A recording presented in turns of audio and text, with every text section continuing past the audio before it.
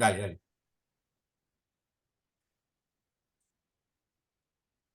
Bueno, muy bien. Entonces, le doy la bienvenida formalmente. Les agradezco que se hayan tomado la molestia de compartir estos minutos sobre el final del día para, bueno, en mi caso, poner a su disposición algunas ideas, algunas tesis, algunas opiniones fundamentadas acerca de este tema. ¿M? El título creo que es bastante gráfico, descriptivo, ¿no? Ciudad y guerra, transformaciones sociourbanísticas en la ciudad postindustrial y las nuevas concepciones de la guerra contemporánea.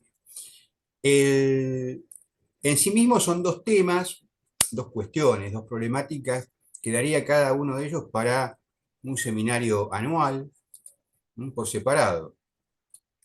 Y me atrevo a decir que es un tema de estudio de por vida, ¿no? Para muchos especialistas. Entonces vamos a, en esta hora y pico que tenemos, presentar algunas ideas, eh, testear con ustedes, por eso quiero que después tengamos un diálogo abierto. ¿No?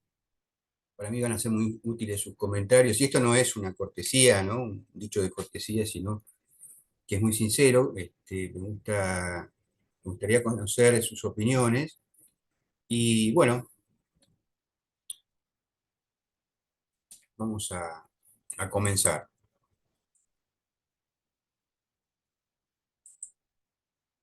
Este es el temario que vamos a intentar cubrir hoy en su totalidad, quizás con un poco más de intensidad en algunos temas y, y otros haciendo alguna mención más abuelo de pájaro, porque da incluso algunos de esos temas para posteriores seminarios, ¿no?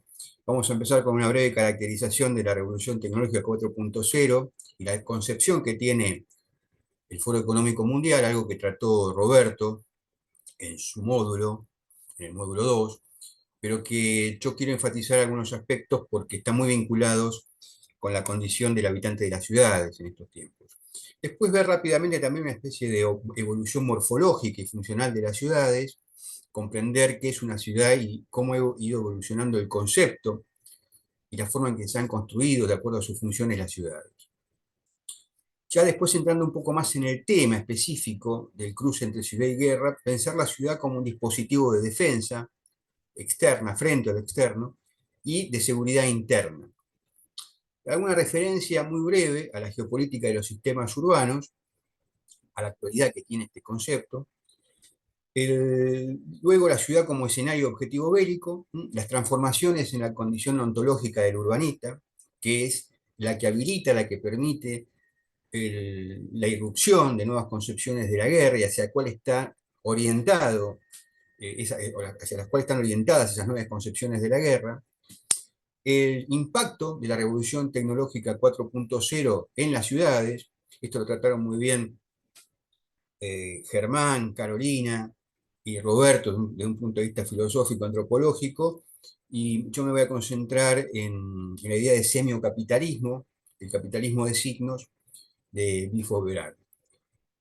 Ya después sí, ir directamente a las nuevas concepciones de la guerra contemporánea. No quiero hacer un análisis extremadamente técnico-bélico. No es lo castrense mi especialidad, si bien en los últimos tiempos lo he estudiado en detalle, pero quiero fundamentalmente ponerlos en relación, cotejar esas nuevas concepciones de la guerra en relación a las transformaciones de la ciudad postindustrial. Entonces vamos a ver las guerras híbridas, las guerras sin restricciones, la guerra cognitiva, y algunos casos de análisis y de situaciones operacionales en el caso de las Fuerzas de Defensa de Israel, el Ejército Popular de la República de China y el gobierno de Rusia. Y si tenemos tiempo, al menos alguna mención, como para dejarles algunas películas y algo de literatura para el fin de semana relacionado con este tema, los nuevos conceptos de armas, la inteligencia artificial y su expresión esto en el cine y en la literatura, desde una perspectiva que va más allá de los ejemplos que ilustran esos nuevos conceptos de armas, las nuevas modalidades de la guerra, la inteligencia artificial aplicada a estas cuestiones. El cine y la literatura casi como una hoja de ruta a seguir en estos temas. Bueno, vamos a empezar con algunas reflexiones de por qué considerar a la ciudad y a la guerra como objeto de reflexión, de análisis, ¿no? Bueno, en primer lugar, casi hay una postura políticamente incorrecta en mi caso, porque la guerra no suele tener tan buena imagen como fenómeno humano a indagar frente a otras cuestiones, ¿no? Eh, Hay casi una postura pacifista o antimilitarista per se en la condición humana, ¿no? Y esto es un ejemplo de lo que me pasó a mí hace un tiempo atrás. Suelo consultar este portal, la Academia de Inteligencia Artificial sería la traducción, ¿no? Donde hay información, ¿no?, sobre eventos, sobre estudios, sobre aplicaciones de la inteligencia artificial, y en su newsletter, bueno, nos convocaban en algún momento a hacer una encuesta, ¿no?, sobre en qué sector veremos más avances de la inteligencia artificial, en qué sector evoluciona más en la educación, los negocios y el marketing, en la creatividad y contenidos, y en la salud y bienestar. Bueno, ahí tienen los resultados, ¿no? Vean ustedes que los ítems, educación, negocios, marketing, creatividad y contenido, salud y bienestar, en ningún momento hace referencia a la inteligencia artificial, perdón, y su aplicación a la cuestión bélica, ¿no?, su uso militar. Entonces, bueno, eso es un vicio de investigador, ¿no? Cuando uno ve un hueco en un campo de investigación, se tira de cabeza ese hueco, ¿no?, tratando de encontrar razones por las cuales se generó ese hueco y cómo se puede complementar ese hueco, ¿no?, conceptual, teórico, analítico. Bien, en general también la ciencia es una actividad humana orientada a procurar el bien común, ¿no? Entonces se hace bastante difícil congeniar guerra y ciencias sociales. Y por el lado positivo, eh, que promueve ese análisis, bueno, uno puede encontrar, como dice aquí, la presencia reveladora de desarrollos tecnológicos bélicos como el fundamento último de los saltos cualitativos, cuantitativos, en el uso de la tecnología en la vida cotidiana. Muchos de los inventos, descubrimientos que sostienen tecnológicamente a dispositivos que utilizamos o han utilizado otras generaciones en la vida cotidiana tienen su origen justamente en desarrollos tecnológicos bélicos. Eso también es muy interesante. Y después, yendo más al campo del urbanismo, la existencia de una conexión implícita en esa tensión entre ciudad y conflicto bélico, habida cuenta la existencia de las ciudades como centros de comando, ¿no?, como decía Le Corbusier, el urbanista belga, belga-francés, Le Corbusier. Y las ciudades siempre han sido el lugar donde se comandaba la vida social, política, cultural, y también el lugar desde donde se comanda, ¿no?, a la distancia, al menos desde ciertos momentos del desarrollo de la guerra, ¿no?, a la distancia, ¿no?, eh, la ciudad como centro de comando. Las ciudades siempre han sido un objetivo estratégico militar, ¿no?, desde la constitución de las primeras civilizaciones urbanas en la historia. Es un objetivo a conquistar, ¿no?, simbólico y concreto, real. Y por último, en mi caso, como motivación, la irrupción de ciertos personajes, investigadores, analistas en la opinión pública, mundial, local, y la circulación de sus ideas, también en ámbitos académicos, de divulgación periodística, que combinan algunos de todos esos aspectos que vimos anteriormente. Me refiero al caso de Yuval Noah Harari. sobre el cual volveremos después si tenemos tiempo para hacer alguna reflexión. Pero yo quiero destacar esto, de todas las cosas que se han dicho sobre Yuval Noah Harari, eh, a su favor o en su en contra, a su favor, su frondosa actividad académica, sus dotes como investigador, y en su contra, hasta cosas que tienen que ver con su estilo de vida, su origen y demás, eh, unas y otras suelen obviar sus orígenes como académico, que tienen que ver con la historia medieval y la historia militar. Él es un historiador especializado en historia militar, sus tesis en Oxford tienen que ver con la historia militar. Volveremos luego a Yuval Noah Harari. Les dejo esta frase que se vincula estrechamente con algunos de los temas que trataremos aquí hoy, ¿no? Los humanos deberíamos acostumbrarnos a la idea de que ya no somos almas misteriosas, ahora somos animales a los que no se nos puede hackear. Gran parte de esos nuevos sistemas de armas, de esas nuevas concepciones de la guerra, de esas interpretaciones estratégicas y tácticas de los nuevos usos de la tecnología en el arte de la guerra, tienen que ver justamente o se relacionan con esta frase de Yuval Noah Harari. Bien, vamos a pasar rápidamente a algunas consideraciones en relación al Foro Económico Mundial y el nuevo orden mundial, que trabajó en extenso en este seminario, en el módulo que le correspondió, Roberto Mariano. Bueno, por ahí dice Klaus Schwab, ¿no? Todos ya sabemos quién es Klaus Schwab, lo interpretó muy bien Roberto en sus análisis. Aquí tienen distintos elementos que se destacan en su discurso acerca de qué es la revolución industrial, la cuarta revolución industrial. El- yo quiero destacar aquí, más allá de la aplicación de las innovaciones y los inventos, el énfasis que pone en la cuestión subjetiva, ¿no? En los cambios en la percepción de la privacidad, de la propiedad, del consumo, del trabajo, del ocio y de la forma en que nos relacionamos.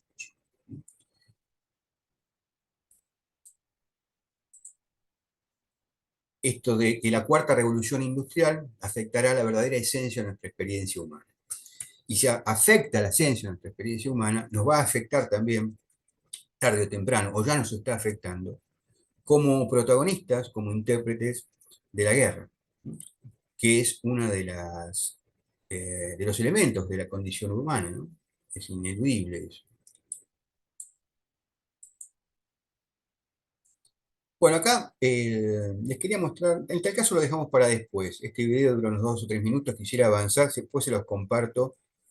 Quisiera ir directamente al punto que quiero destacar, esta cuestión del Foro Económico Mundial y la Cuarta Revolución Industrial. Los videos que no pasemos acá, no compartimos en este módulo en forma directa, sincrónica, después se los comparto a través del mail o del grupo de WhatsApp.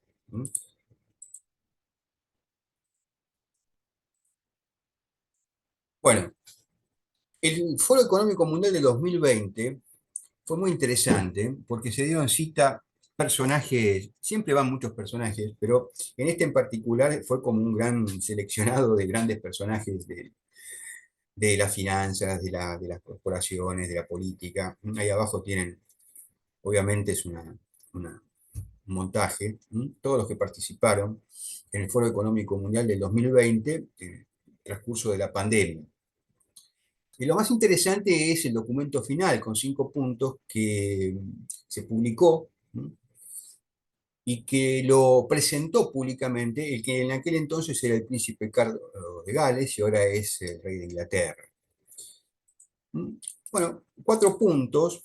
Los 4 primeros sobre cuestiones que más o menos están en debate, sobre la cual hay cierta coincidencia en relación a su impacto en lo que se va a llamar la Agenda 2030.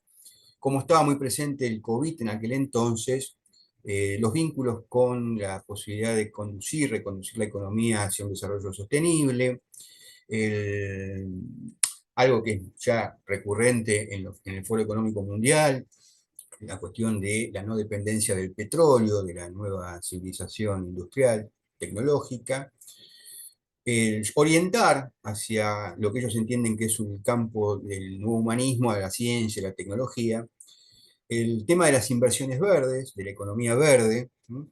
Que impregna todo el discurso en relación a la bioeconomía, el desarrollo del turismo, las infraestructuras, del Foro Económico Mundial. Pero yo quiero concentrarme en este último punto, que fue leído y desarrollado por en ese entonces príncipe Carlos de Gales, hoy rey de Inglaterra, que dice explícitamente que hay que conquistar el imaginario de la humanidad. El gran reset debe ser demandado por la humanidad. Retengan esto, lo vamos a seguir analizando a lo largo de toda esta presentación, incluso el concepto de gran reset desde su aplicación, su desarrollo a la cuestión del crecimiento de las ciudades, de la nueva economía de la ciudad postindustrial. Pero yo creo que nunca, jamás se ha dicho en un documento público como objetivo manifiesto tal cual lo expresó el príncipe Carlos de Gales, ¿no? Conquistar el imaginario de la humanidad. Gran parte de las nuevas concepciones, de las nuevas eh, de los nuevos desarrollos conceptuales de la guerra moderna tienen que ver justamente con eso, con el combatir por la mente del adversario, eh, encuadrar la mente de los propios dentro de determinado imaginario, la construcción de una narrativa. Vamos a verlo luego más en detalle, pero vean cómo circulan estas ideas en los grandes foros de debate a nivel global. Bueno, vamos entonces ahora a unas definiciones de ciudad y funciones históricas de la ciudad, que son necesarias para poder poner en contexto la ciudad postindustrial, que es la que hoy nos toca vivir, no solamente analizar. Bien, ¿qué es una ciudad? ¿Qué es una ciudad? Es algo tan evidente y a veces tan difícil de conceptualizar. Evidente porque vivimos en ciudades, somos habitantes de ciudades y necesitamos encontrar alguna definición más o menos operativa. Va a decir algo que no es nada novedoso ni demasiado exótico en cuanto a su caracterización. Decimos que es un núcleo poblacional denso, con funciones muy específicas de comando, gestión y administración. Esto es algo que nosotros siempre enfatizamos en nuestros trabajos de investigación desde la universidad. La ciudad es un territorio mucho más extenso que su ámbito político-administrativo, ¿no? Es decir, el municipio, el ayuntamiento, la alcaldía, la comuna, que son entidades administrativas de la ciudad. El fenómeno urbano hoy excede largamente esas definiciones, esas contextualizaciones administrativistas, funcionalistas, esa es la palabra correcta. Pensamos la ciudad como un gran articulador de un área de influencia que ejerce también funciones administrativas más allá de su límite preciso. Funciones administrativas, comerciales, educativas, financieras, que se extiende también a otras regiones contiguas. Toda ciudad tiene un componente duro, la materialidad física y concreta, lo que podríamos llamar quizás de una manera un poco bajando del precio, ¿no? A la cuestión de la materialidad de la ciudad, la infraestructura. Y los componentes blandos, que tienen que ver justamente con la vida de relación en las ciudades, el ámbito relacional, el ágora, el foro, el mercado, etc. Lo que le da el temple, la vitalidad a cualquier ciudad. Bien, entonces, muy bien decía Germán, también lo decía esto Carolina, vivimos en un mundo donde la población urbana mundial se ha constituido en mayoría. Creo que fue en el año 2006 donde por primera vez las estadísticas demográficas determinaron que la población urbana había superado a la población rural en términos relativos en el mundo. Un concepto interesante para poder congeniar ciudad y guerra, y todas esas cuestiones que vamos a seguir viendo a lo largo de esta presentación, es el del urbanita, el urbanita, que va más allá de el que habita una ciudad, de aquellos que habitan una ciudad, la población de una ciudad. Tiene que ver con una cultura. El urbanita vive, está localizado en una ciudad, en tanto estar localizado, asentado en una ciudad, es un habitante. Pero lo interesante aquí es la cuestión de la vivencia de una cultura urbana. El urbanita es aquel que vive esa cultura urbana y que trasciende los límites físicos e institucionales de la ciudad, que se lleva su cultura donde vaya, su cultura urbana. Eh, Hoy es muy difícil encontrar alguien que pueda vivir, hacer una vida laboral, académica, profesional, de ocio y recreación, como cualquier dimensión de la vida social de una persona, alejada de las condiciones culturales de la vida en la ciudad. Por eso es muy difícil vivir en el campo, apelar a esa cuestión bucólica, ¿no? De irme cual hippie a vivir en el campo, alejado de la cultura urbana, porque la cultura urbana se proyecta hacia el último rincón del planeta Tierra. Permítame acá una pequeña humorada, ¿no? Estas cosas que estoy diciendo acerca de la vida urbana, de los urbanitas, parece que no lo entendieron los pobres carpinchos, ¿m? Que según la gente que vive en estos barrios, para los que no están al tanto, hay algunos amigos aquí, son mexicanos y algunos españoles, y creo que algún colombiano por ahí también está. Los pongo un poco en autos. Hace días atrás, un mes atrás, unos meses atrás, una gran colonia de carpinchos invadió un barrio, cerraron un barrio privado, una conurbación privada, una pequeña ciudad de barrios, en realidad, que es Nordelta, al norte de la ciudad de Buenos Aires, del conurbano de la ciudad de Buenos Aires. Y la gente indignada decía que se sentían invadidas por los carpinchos que no hacían más que retomar su lugar en la naturaleza. Pero más allá de las buenas intenciones de los carpinchos, que desde aquí apoyamos, hoy es prácticamente la naturaleza, es naturaleza segunda, ¿no? Como decía Marx en un momento, la naturaleza pura, la naturaleza primaria ya prácticamente no existe, salvo en lugares remotos de la Tierra, y lo que tenemos es una naturaleza determinada justamente por la cultura y la vivencia urbana. Bueno, dejamos a los carpinchos por un momento, ¿m? Y sigamos un poco con este pasaje por las funciones y las formas de la ciudad. La ciudad ha sido y es un núcleo de intercambio de flujos, de mercancías, el protagonismo del mercado como tal, como institución física, como espacio, como institución social y como espacio físico, ha acompañado a las ciudades desde su propio origen.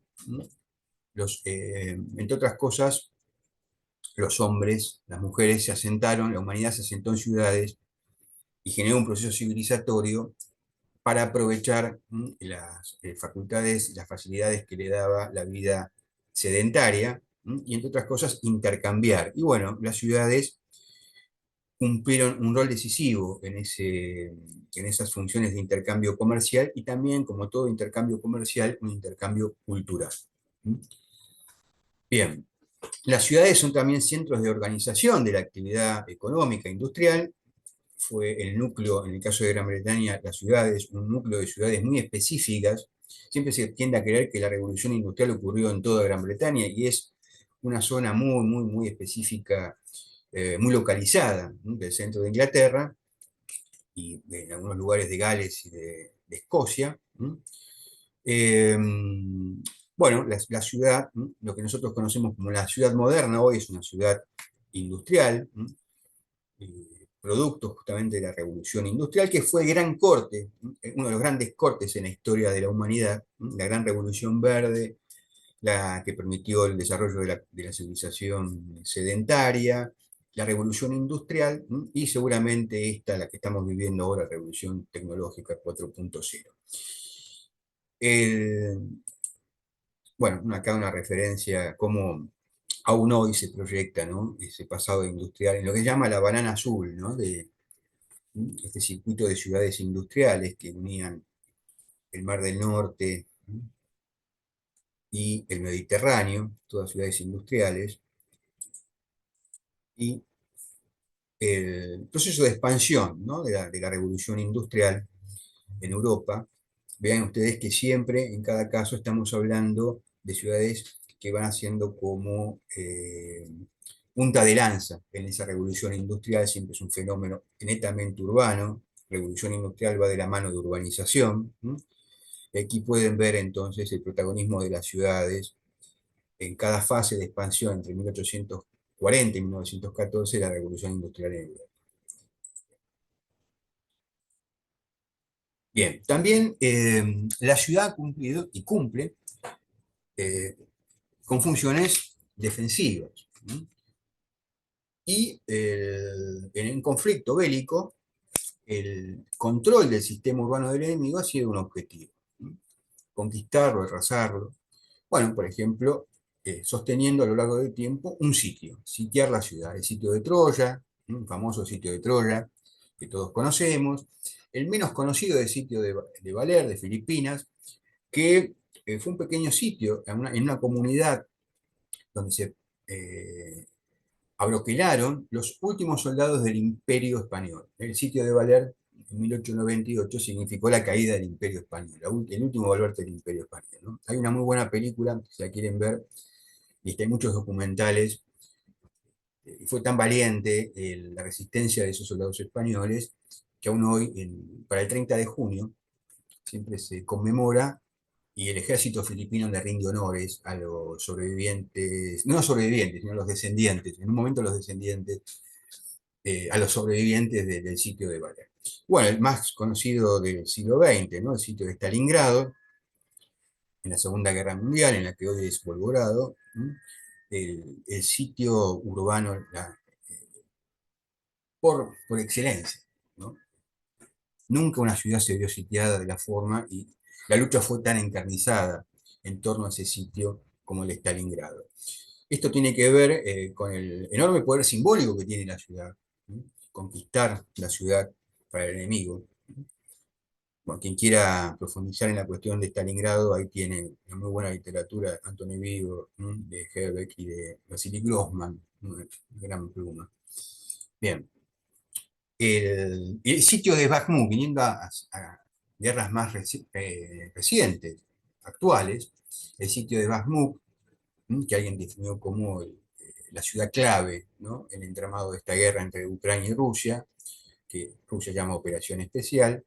Vean ustedes también, esta es la red urbana de Ucrania. ¿No? Eh, Parte de esta información se divulgó porque el presidente de Bielorrusia en un video supuestamente que no tenía que darse a difundirlo, se puso a explicar a sus ayudantes del gabinete y bueno, había todo un esquema estratégico de conquista de distintas ciudades, ¿no? De prioridades. Esto según fuentes de información se lo había pasado en una reunión secreta Vladimir Putin. Bueno, acá la importancia que tiene y tuvo Bakhmut en comparación con Stalingrado, la llave del Donbass. Bueno, y como siempre, vean ustedes aquí abajo, en esta imagen, la relevancia que tiene Bakhmut justamente por su cercanía a importantes infraestructuras en la zona, autopistas, aeropuertos, la cercanía del, del Mar Negro y las zonas de influencia para Rusia. Bueno, eh, el actual Distrito Federal de México, Tenochtitlán, el centro, el centro ceremonial del Templo Mayor, ¿m? Conquistar el centro de ceremonial y toda la isla, ¿m? Sobre el lago original, que ya queda muy poco, ¿no? Salvo la zona de Xochimilco en el sur del Distrito Federal, el resto está secado, está montado sobre este antiguo lago, la actual ciudad de México. Pero vean la importancia que tenía como centro neurálgico del imperio y como sistema defensivo también, ¿no? Todo esto tenía que superar cualquier enemigo que quisiera conquistar Tenochtitlán. Bueno, Vemos también aquí, dentro de los sistemas defensivos, la antigua Lutecia, París, casos como Marigal en España, Palmanova, Lübeck, ciudades defensivas planificadas como tales. Detrás de estas ciudades, muchas de estas ciudades, está el gran Sebastián Lepres de Vauban. Fue ingeniero del rey, un genio, una persona poco conocida más allá de los límites de Francia, pero tan importante que hay un circuito de sus ciudades fortificadas, un circuito turístico. Muchas de sus fortificaciones sobrevivieron hasta el siglo XIX, principios del siglo XX, y es un maestro, un cerebro, un genio del arte del asedio. Él construía estas ciudades, estos planos, a partir de métodos muy precisos, la ciencia, la tecnología, transportada al mundo, extrapolada al mundo del diseño arquitectónico y urbanístico para la defensa de las ciudades fortalezas. Aquí en Uruguay hay la famosa fortaleza cerca ahí de los pagos de Barillas y de Cabo Polonio, es un atractivo turístico, guarda las indicaciones y las proporciones que recomendaba Vauban para las ciudades fortalezas. Bueno, la ciudad también como un lugar simbólico de concentración del poder político, religioso, cultural, a lo largo del tiempo, el Ágora ateniense, el Foro Romano, la ciudad prohibida de Pekín, Tenochtitlán, aquí hicimos mención, la amazónica Washington, plagada de simbolismos, se han hecho películas sobre eso, y la nunca concretada ciudad de Germania, o Germania, del gran proyecto del nacionalsocialismo alemán, ¿m? Para reconfigurar, reestructurar Berlín de acuerdo a los principios culturales, filosóficos, doctrinarios del nacionalsocialismo. Bien, el, combinando las funciones simbólicas eh, de las ciudades, tenemos el caso de París, la regeneración urbanística de París, la ciudad como un dispositivo de guerra interna. Conocemos, ¿cómo llegamos a esto? Bueno, Lutetia, París, la París romana, era una fortificación, una avanzada de las legiones romanas, y como muchos casos de muchas ciudades romanas, que tienen su origen en ciudades romanas, bueno, en una fortificación cerca de un río, el Sena, sistema defensivo, y el trazado, el típico trazado ortogonal de las ciudades romanas, ¿no? Que tienen en su origen este destacamento militar. El doble círculo de fortificaciones no cambió demasiado respecto al original, salvo el crecimiento demográfico, en infraestructuras, viviendas de época, en la París del siglo XIII. Y nos encontramos con estos dos personajes, Haussmann y Napoleón III, el emperador, que le encarga a Haussmann la reestructuración, la regeneración urbana de París. Bueno, todos sabemos muy bien que se consistió básicamente con el objetivo de dotarla de oxígeno, de mejorar la seguridad pública, de aperturas de plazas, avenidas, calles, bulevares, que le dieron forma y constituyeron el paisaje actual de París, ¿no?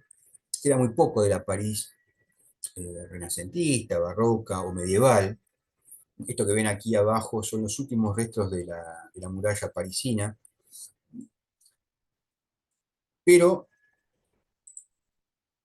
permítanme volver atrás, fue también un proyecto de seguridad interna. Ustedes saben que veníamos de los años de la Revolución de 1848, la Comuna de París, y el principal foco de resistencia que permitió resistir a los obreros parisinos durante varios días fue justamente la estructura de la ciudad y las dificultades que tenían las tropas que iban a reprimir al interior de la ciudad. Entonces esas aperturas de calles, los bulevares, entre otras cosas, permitieron que París se reconfigurara como un sistema defensivo interno. Bueno, esta otra pequeña humorada, pero con visos de realidad. Esto es una de las ciudades fantasmas de China. Ustedes que los chinos han construido una gran cantidad de ciudades que no están habitadas, o están muy poco habitadas, y en esta han hecho una réplica de la Torre Eiffel, de los Champs-Élysées, de Versalles, una réplica, porque bueno, todavía sigue teniendo su poder simbólico París, su atractivo como ciudad luz. Bueno, si a quienes quieran leer sobre esto, les recomiendo la biografía de Alfonso Álvarez Mora, no nos vamos a concentrar mucho más en esto. Muy buen libro donde analiza esta reconfiguración espacial y los proyectos urbanos de París, Madrid, Roma y de Boston. Vamos a hacer una pequeña mención a la cuestión de la geopolítica, la ciudad y la geopolítica, de la importancia estratégica de los sistemas urbanos. Bueno, aquí tienen las 20 regiones, las megaregiones en el mundo, en cada continente, fundamentalmente en América, en Europa y en Asia. Vean que cada una de esas megaregiones está liderada por un sistema urbano, o por una ciudad en particular, que es sobre la que pivotea esa megaregión. Atrás de cada megaregión hay una gran megaciudad, una megalópolis, que estructura económicamente ese espacio, esas 20 megaregiones. Una de esas megaregiones, bueno, es el círculo de Zhuxi, el área más densamente poblada del mundo, en un radio de 4.000 kilómetros, 2,45 millas, viven 4.300 millones de personas. La mitad del mundo está instalado en esa zona. Para que tengan una dimensión, este es el mapa de Argentina. Quisieran rotar Argentina en ese círculo, ahí se encuentran 4.300 millones de personas. En el caso de China, concentrados en la costa este.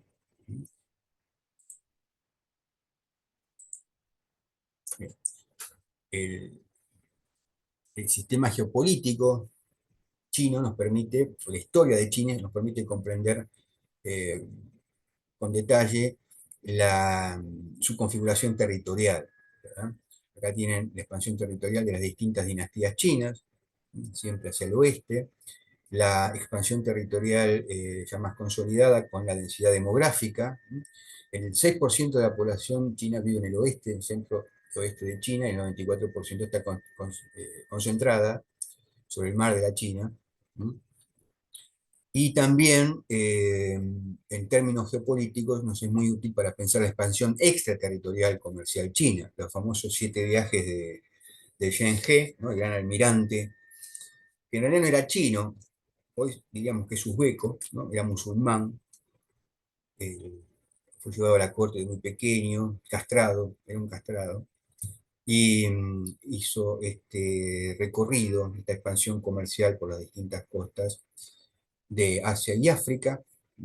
Fueron 5 las misiones, acá la vienen más en detalle.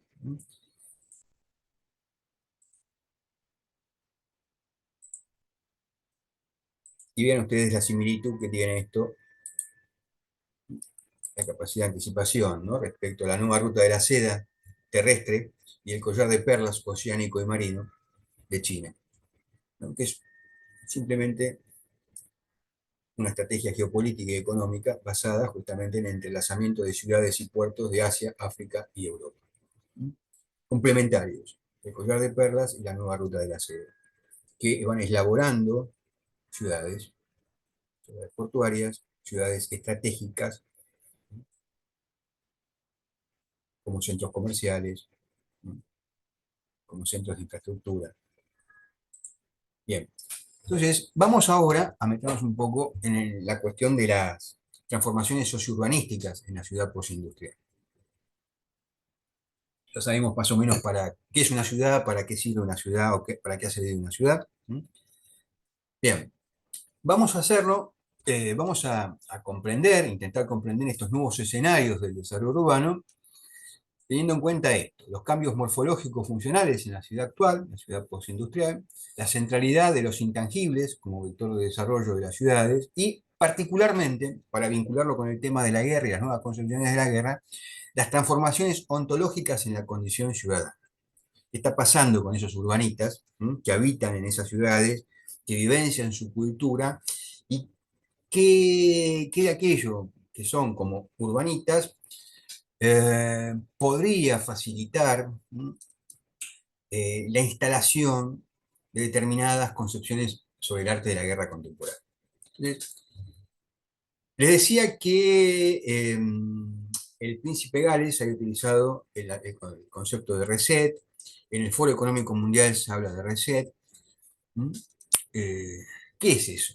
¿Qué es el reset? ¿A qué se hace referencia con el gran reset? ¿No? Que aparece en distintas publicaciones. Bueno, obviamente, tiene un origen en el medio tecnológico, en el desarrollo tecnológico. Todos hemos reseteado alguna vez algún aparato electrónico, tarde o temprano, todos tuvimos que hacer. Pero esto encuentra un claro expositor de la idea del reset previo su aparición como parte de la narrativa del Foro Económico Mundial en Richard Florida. Richard Florida es un colega, es un economista urbano, hasta ahí terminan las similitudes, digamos. Él es famoso y tiene plata, hasta ahí llega nuestro punto de contacto como economistas urbanos, ¿no? Pero es alguien que ha reflexionado mucho acerca de las nuevas condiciones para el desarrollo de las ciudades. Nos llevaría casi todo un semestre analizar el concepto de ciudad y economía creativa. Acá hay tres libros, La ciudad creativa, La clase creativa, donde analiza el origen y la composición y la forma en que se han desarrollado las clases creativas, los grupos socioeconómicos vinculados a la economía creativa y el Gran Reset. De todos estos tres les recomiendo el Gran Reset, si alguien lo tiene, yo lo tengo en PDF.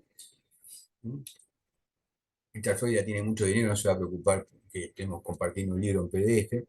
Y luego vuelvo sobre la idea esta del desarrollo económico y en qué elementos se basa. No son factores, lo que se suele llamar factores duros, que fueron los que acompañaron, impulsaron el desarrollo de las ciudades durante la época de la revolución industrial, las ciudades modernas industriales, sino que él hace referencia a estos tres factores: la tecnología, el talento y la tolerancia.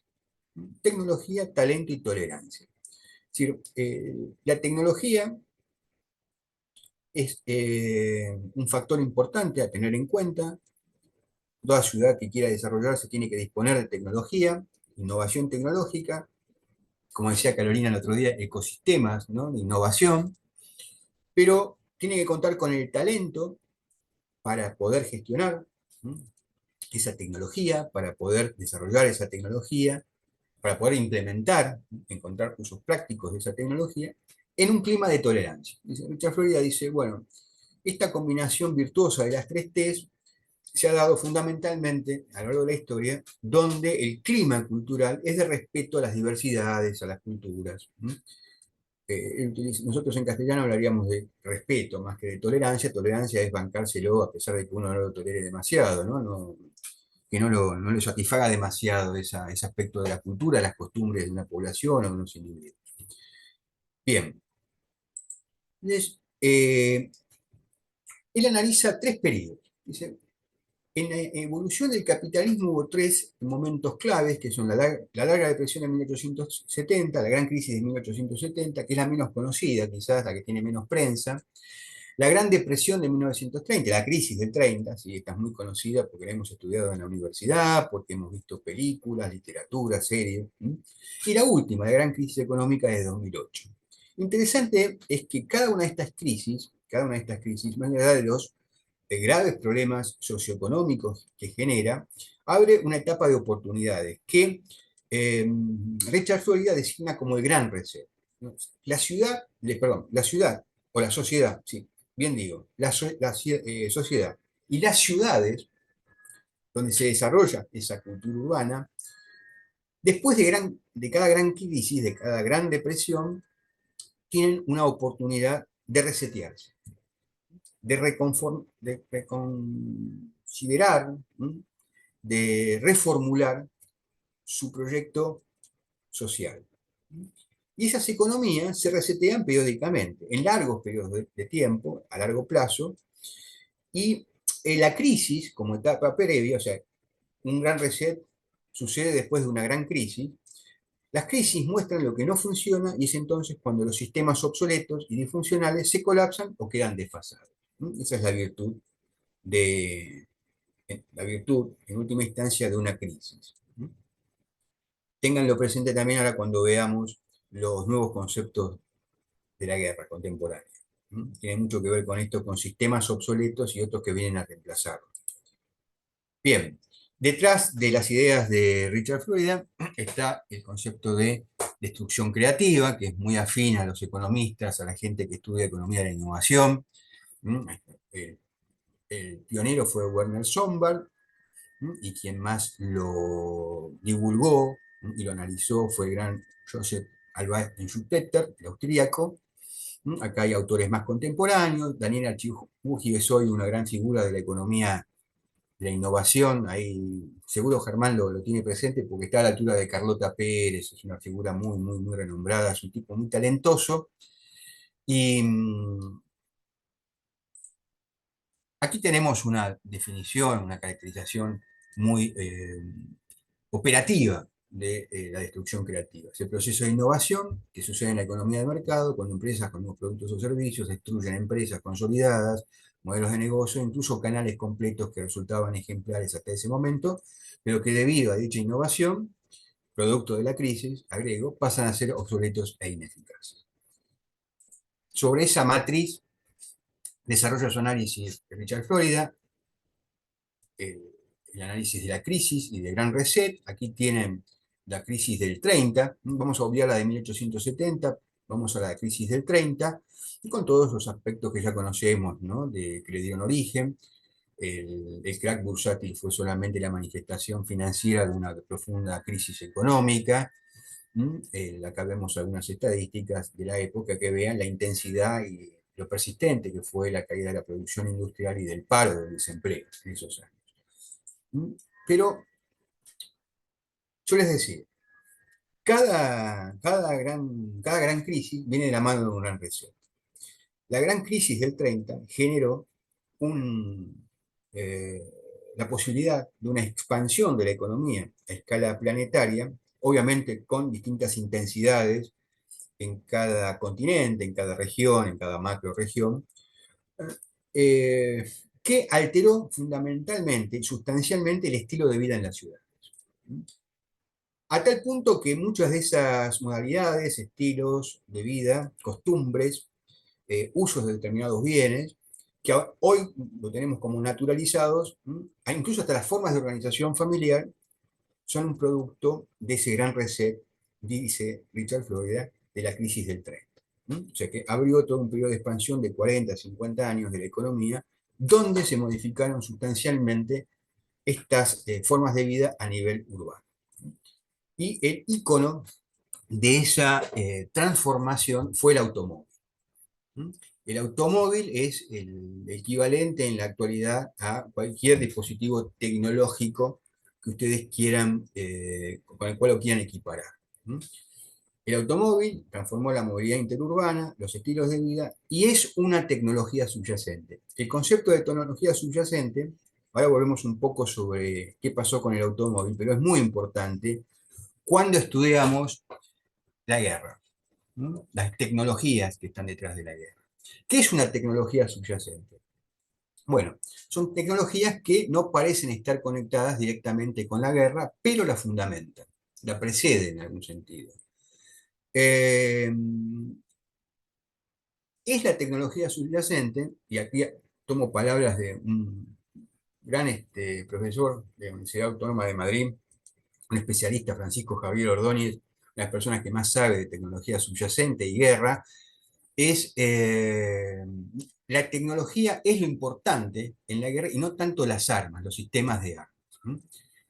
El- Tiene mucha importancia la organización, la preparación, lo que sucede antes de la guerra, la organización previa de la guerra, antes que incluso que el diseño, la innovación en los sistemas de armas. En determinados contextos propiciatorios, las tecnologías subyacentes devienen en tecnología militar. Con esto estamos diciendo que una tecnología que en principio no estaba pensada para un uso militar, en determinados contextos, en situaciones que lo ameritan, que lo exigen, se convierten en tecnología militar. Y esto lleva el concepto de tecnología subyacente, llevado al ámbito de la guerra, amplía los límites de la guerra, justamente más allá de lo estrictamente militar, de lo castrense. Dice por ahí Francisco Javier Ordóñez, cito, la guerra entre sociedades donde cualquier persona es la responsable de las acciones de sus fuerzas armadas. El protagonismo que empieza a tener el ciudadano común, ¿eh? Como usuario de esa tecnología subyacente, como innovador que lleva a tener al desarrollo de una tecnología subyacente, ¿eh? O como usuario. Entonces, la guerra, a partir de este concepto de tecnología subyacente, se transforma en un fenómeno que abarca todas las dimensiones sociales. Podemos hablar de la guerra total. Todas las tecnologías son consideradas y ponderadas como sistemas de armas. Es una guerra total desde la intención y desde la acción, cómo se la piensa y cómo se la ejecuta. Por aquí hay un afiche de la Segunda Guerra Mundial que dice, la comida es un arma, no la derroche, compre con prudencia, cocine con cuidado, cómasela toda. ¿Podríamos pensar en el alimento como una tecnología subyacente? Sí, o al menos la forma de procurarse la alimentación, ¿no? Durante un periodo bélico. Bueno, esa es nuestra bol, la de Apple. Ahí va. Bueno, ¿qué es tecnología subyacente? Algunos ejemplos. El, la máquina analítica de Babbage, que está detrás del concepto de computadora. El caballo para los mongoles. El imperio mongol se construyó se edificó a partir del uso del caballo, que obviamente tenía en sus orígenes un uso muy diferente al que le dieron los mongoles, que lo convirtieron en un verdadero dispositivo de guerra, de combate. La ortopedia detrás de la robótica, el telégrafo que nació no como un uso militar, no tenía un uso militar estrictamente y devino luego, sobre todo en la guerra de secesión de Estados Unidos, la guerra civil norteamericana. El automóvil fue utilizado durante la Primera Guerra Mundial eh, de una manera muy particular. Se utilizaron algunos automóviles haciendo hincapié en esto de las tecnologías subyacentes, ¿no? Un automóvil se lo reconvirtió en ambulancia, pero esta imagen que ustedes ven aquí, yo creo que es un ejemplo fantástico de tecnología subyacente porque son taxistas de París que permitieron, ustedes saben que una batalla de las más sangrientas de la Primera Guerra Mundial es la batalla del Marne. ¿Mm? Bueno, los taxistas parisinos transportaron toda una división de soldados franceses al frente en una noche. Y eso fue la clave del triunfo en la batalla del Marne. Algo que no se ha hecho en el momento, ¿no? En toda la historia de los conflictos bélicos. Bueno, volvemos al automóvil y el concepto de tecnología subyacente, ¿no? Aquí decíamos, el icono del gran reset, producto de la segunda crisis del capitalismo, la crisis del 30, ese icono es el automóvil. Toda la evolución que se ha generado, esto llega hasta el 2014, pero imagínense todas las transformaciones que hubo tecnológicas en el automóvil y compárenlo con lo que era originariamente, era un pequeño carro, ¿no? Un carruaje con motor. El, a mí me gustan mucho los autos antiguos, este es un pequeño homenaje a un auto checo, el Tatra, que supo ser uno de los autos más sofisticados de la época, y un poco de poesía, ¿no? Para ir matizando la dureza de las ciencias sociales, el gran Filippo Marinetti, como todos los futuristas italianos obsesionados por la velocidad y por el automóvil, decía, un automóvil de carreras con su capó adornado de gruesos tubos parecidos a serpientes de aliento explosivo, un automóvil rugiente que parece correr sobre la metralla, es más bello que la victoria de Samotracia. Bueno, dejemos de lado un poco la poesía de Marinetti, ¿no? Y esta exaltación de la velocidad del automóvil, y vamos a ver esto, aquí abajo, ¿no? El automóvil como tecnología subyacente, bueno, obviamente cambió todo el estilo de vida, sobre todo de la familia americana, norteamericana, se constituyó, le permitió constituirse como tal a la familia tipo, ¿no?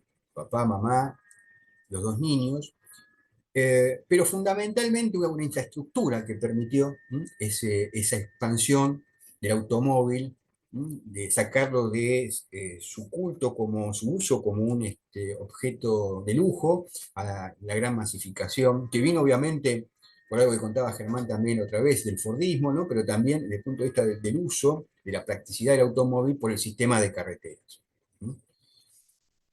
El automóvil y las carreteras, las autopistas, el sistema de autopistas es una tecnología subyacente desde el punto de vista militar. Aquí vemos cómo fue los distintos usos, ¿no? De las carreteras, aquí en este pequeño recorte de California, ¿no? Cómo los desarrollos de las actividades comerciales en los malls o los shoppings, ¿no? A la vera de las autopistas, ¿no? El desarrollo de la ciudad jardín, que permitió que la familia tipo se pudiera ir a vivir en las afueras, la suburbanización de las ciudades norteamericanas. ¿No? Bueno, aquí también el McDonald's, la cultura del drive-in, de irse a comer una hamburguesa al autocine, la centralidad que tiene en la cultura americana y que después se proyectó por distintos medios como cultura urbana a distintos lugares del planeta. ¿No? Bien. Pero les decía, las autopistas, el sistema de autopistas, es una tecnología subyacente. Eso se evidencia, se releva claramente en el caso de las autobahn de Alemania, ¿m? Que no nacen con el nacionalsocialismo, como a veces se divulga erróneamente, alguien que tuvo después un protagonismo central, un gran político, un estadista, el gran estadista de la posguerra alemana, Konrad Adenauer, ya había ordenado la construcción de un sistema de autopista entre su ciudad, que si no mal recuerdo, Hamburgo, y después durante la República de Weimar, pero obviamente tuvo una gran expansión en la Alemania nacionalsocialista de la mano de Fritz Todt, ¿no? La organización Todt era la organización que se encargaba de todo el esfuerzo de guerra y la construcción de infraestructura en la Alemania nacionalsocialista, y Alfred Speer, que lo sucedió en el cargo del ministro de Armamento y Producción Bélica. ¿No? Aquí está una autopista alemana que todavía son famosas, ¿no? En el circuito de autopistas europeos. Y aquí tienen la expansión, ¿no? de, las, de la longitud en kilómetros de las autopistas alemanas. Vean el salto que pegan, ¿no? En el año 35, ¿no? Hasta los años previos a la Segunda Guerra Mundial. ¿No? Aquí vemos el acto de inauguración de esa autopista de Colonia, Hamburgo, Friburgo, creo también una de las ciudades que unía, con el claro sentido de dotar a Alemania nacionalsocialista de un lugar para el tránsito rápido y eficaz de tropas. Pero bueno, después el devenir de la guerra llevó a que tuviera una importancia menor el sistema de autopistas para el transporte de pertrechos, armamentos y tropas, pero el concepto de tecnología subyacente estaba ahí presente, ¿no? El gran impulso de las autopistas alemanas viene justamente de esa conceptualización como un recurso fundamental para la guerra. Bien. Entonces, volvemos un poco sobre lo que decía Richard Florida, ¿no? Los tres momentos, la Gran Depresión, la crisis, y vamos al último desarrollo de la importancia que tiene el concepto de ciudad postindustrial, que es justamente la que viene a consecuencia de la tercera crisis, la del 2008, se consolida un modelo de ciudad, obviamente que es previo, esto no es lineal, hay avances, retrocesos, eh, situaciones pioneras, ¿no? Pero se puede conceptualizar entonces como ciudad postindustrial aquella que rompe desde su intención, de su concepción y su implementación con el paradigma urbano-industrial, una sociedad y una ciudad con una base económica basada en los servicios de alta gama, que rompe la centralidad urbana, ese modelo clásico de centro y periferia queda obsoleto, de acuerdo a esta perspectiva, una menor demanda de espacio para las actividades productivas y una fuerte dispersión de la mancha urbana. Vamos a volver sobre esto en un instante. Aquí lo ven gráficamente. La ciudad industrial, organizada bajo estos principios, la sociedad industrial moderna, eh, se organizó, se pensó a partir de estos principios. El de centralidad, la importancia que tiene el centro, como centro político, económico, residencial, de ocio y entretenimiento, la homogeneidad, sin fisuras, sin rupturas en el paisaje urbano, obviamente esto vinculado con la continuidad, ¿no? Homogeneidad y continuidad van de la mano, y la jerarquía de los espacios, ¿no? La ciudad estructura hacia el interior espacios jerárquicos con una utilización específica, residencial, comercial, industrial, ¿no? De ocio y recreación, y también con su zona de influencia, ¿no? Los pueblos, localidades, aldeas, ¿no? Quedan claramente estructuradas a partir de la centralidad que tiene la ciudad industrial. Bien, el agua. Entonces, ¿qué es la clase creativa? La clase creativa, bueno, es esta que tiene una participación mayoritaria en, en los sectores productivos. Estos son datos de 2006, ven ustedes.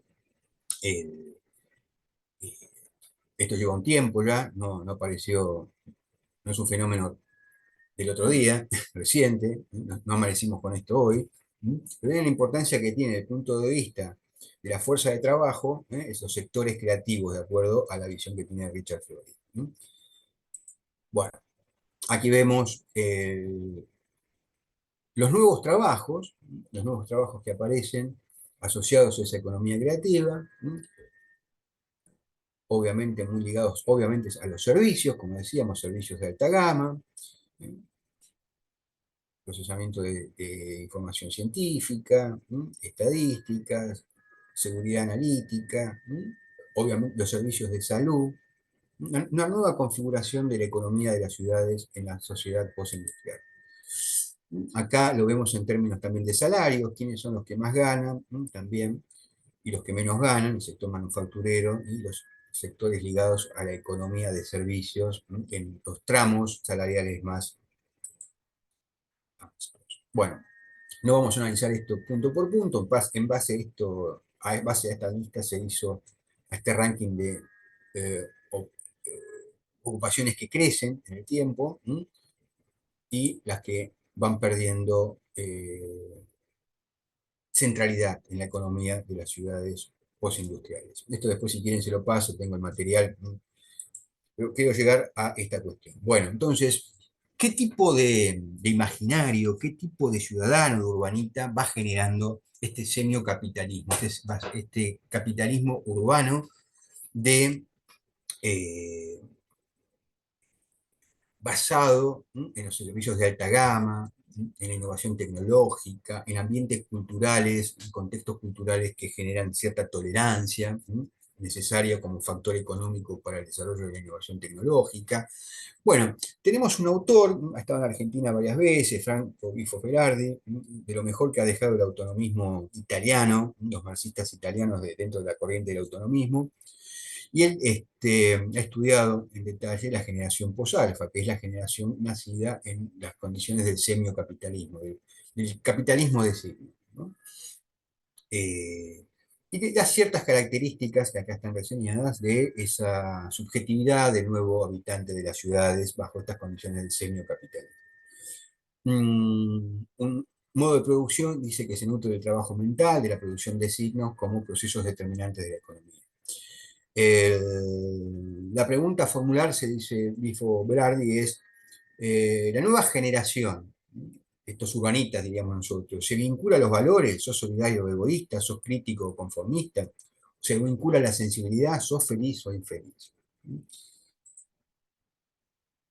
Opiniones, ¿no? Que van conformando este nuevo sujeto urbano de la sociedad postindustrial, al que se le asigna también como, desde el punto de vista de su inserción en el medio laboral, como connotariado, ¿no? Son los trabajadores cognitivos del mundo. El, les dejo esto, pues es muy interesante, ¿no? Lo que dice Bifo Berardi, ¿no? Que en la historia del conflicto y las alianzas, ¿no? Se han dado siempre tres figuras: el sabio, el mercader y el guerrero, ¿no? Cada sociedad ha tenido que, de algún modo, cada cultura, saber combinar los roles del sabio, el mercader y el guerrero. Vamos ahora a, bueno, alguien que también ha pensado esta cuestión de la condición urbana del habitante de las ciudades, un amigo de la casa. Hemos tenido ocasión con Germán, con Carolina, conocerlos, el gran Gian Domenico Amendola, un gran sociólogo italiano de la Universidad de Florencia, que dice que la ciudad es un espacio de indeterminación, de fragmentación, de canonización, donde prima el hedonismo y la búsqueda de belleza. Cuando dice hedonismo no lo dice en términos negativos, donde hay una valoración de lo impresentable y lo no representable, una cultura de hibridación y pastiche, en cierto sentido la cultura como carnavalización, donde el protagonismo es entendido en la forma más reducida de participación ciudadana, una ciudad eh, donde prima el subjetivismo y donde todo se piensa, se elabora, teniendo en cuenta la condición estocástica, ¿no? ¿Qué es lo estocástico? Los procesos sometidos al azar, que son objeto de análisis estadístico. ¿Cómo lo podemos analizar? A través de modelos algorítmicos. La estocástica nos presenta entonces, nos pone frente a la cuestión de los modelos estocásticos, de la ciudad frente a los modelos estocásticos. La posibilidad de secuenciar eventos analizables probabilísticamente a medida que pasa el tiempo. Vamos a volver sobre esto también porque tiene que ver con el arte de la guerra, que ya estamos pronto a llegar. Hay otro concepto que se los voy a mencionar rápidamente, así nos metemos en la cuestión de la guerra, que es el de la metápolis. La metápolis. La ciudad más allá de la ciudad. La ciudad más allá de la polis.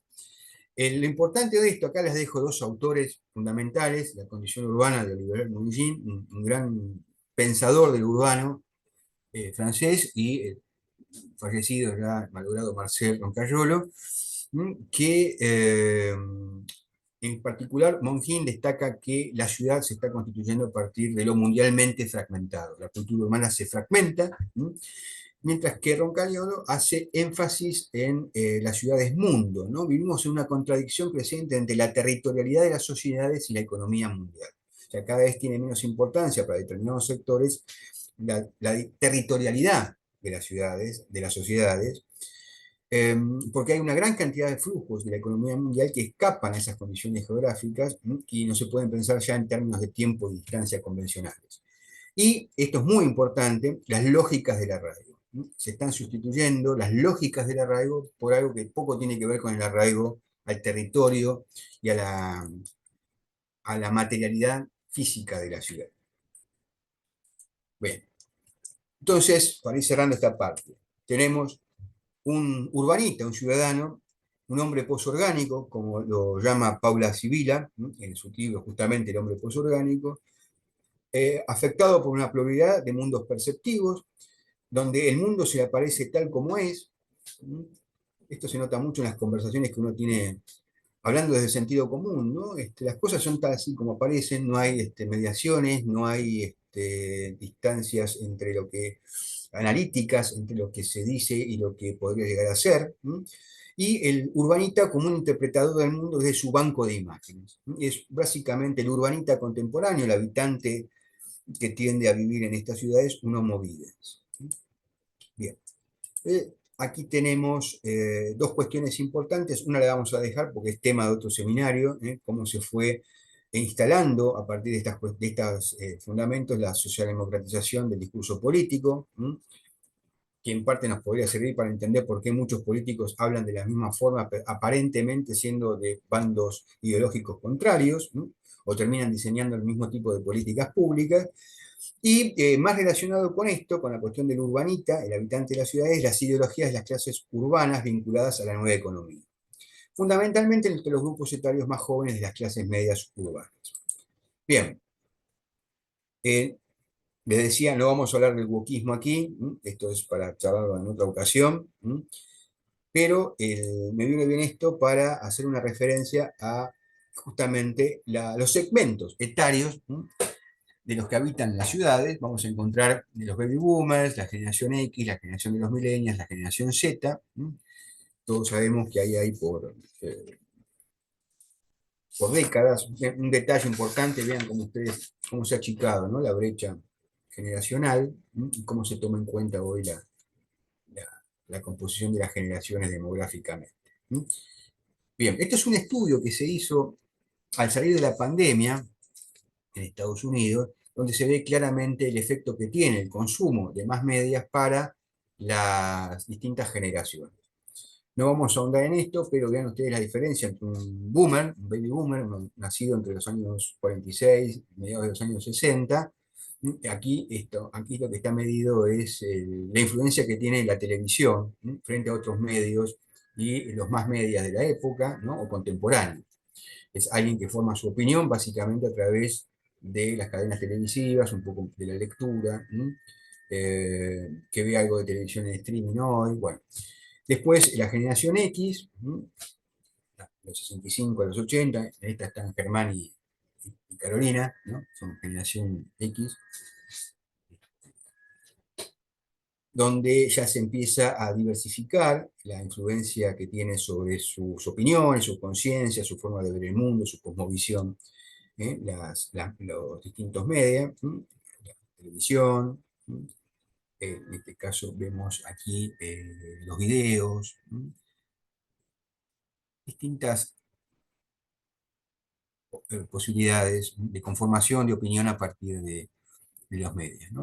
En el caso de los millennials, la generación aquí tienen el peso que va teniendo cada vez menos la televisión, los streamings online, los videos, ¿m?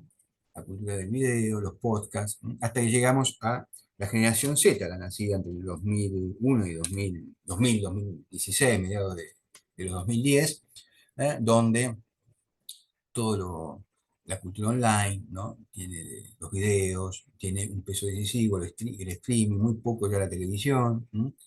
Esto es para que vean cómo se va conformando la mentalidad del urbanita. Bien, alguien que ha estudiado mucho y en extenso es este autor, Haidt, y bueno, con su asistente Lukianov, que aborda la cultura de las nuevas generaciones, cómo se va transformando la mente moderna a partir de las nuevas condiciones de vida en las sociedades postindustriales. Hay un video también que se los voy a dejar entre el material después que compartimos a través del mail y del grupo de WhatsApp. No vamos a ver el video ahora. Pero él hace énfasis en estas tres falacias, ¿no? Jonathan Haidt. La falacia de la fragilidad, lo que no te mata te hace más débil. La falacia del razonamiento emocional. El urbanita contemporáneo tiende a ser emocional en su razonamiento, siempre confía en sus sentimientos. Van a ver esto de influencia que tiene luego en las distintas modalidades implementadas hoy de la nueva guerra. Y el énfasis puesto en el nosotros versus ellos. La vida es una batalla entre la gente buena y la gente mala. No se pueden discernir matices a partir de esta falacia. Bueno, vamos ahora entonces, sí, rápidamente, a las nuevas concepciones de la guerra contemporánea. Bien, entonces, habíamos hablado de la tecnología subyacente, y acá tenemos, a ver qué pasa. Se trabó.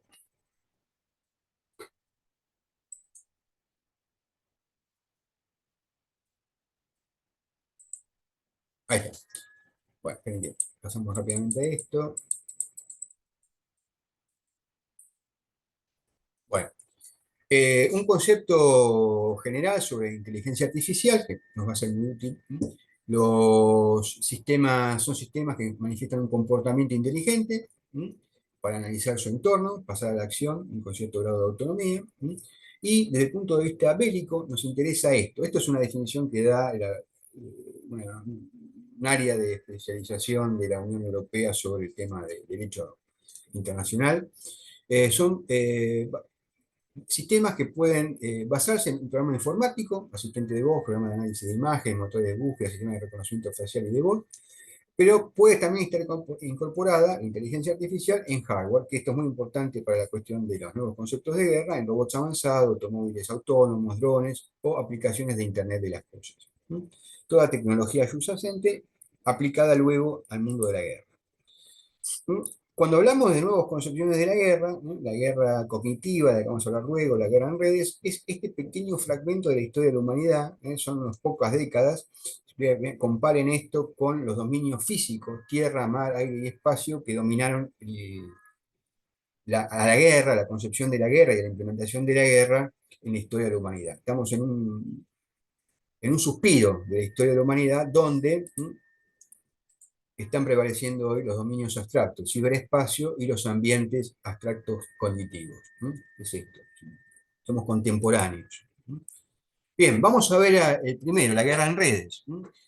El ideólogo, uno de los primeros en escribir esto fue William Owens, almirante de la Marina de Estados Unidos, y fue quien conceptualizó la guerra en redes. Dice que es la evolución casual de un sistema de sensores de inteligencia, sistemas de comando y control de armas de precisión que permiten una mejor conciencia situacional, rápida evaluación de objetivos y asignación de armas distribuidas. Lo importante de esto es que no estamos hablando de un sistema de armas en particular, sino de una combinación de elementos que organizan la guerra a través de los sistemas de comando y los sensores de inteligencia.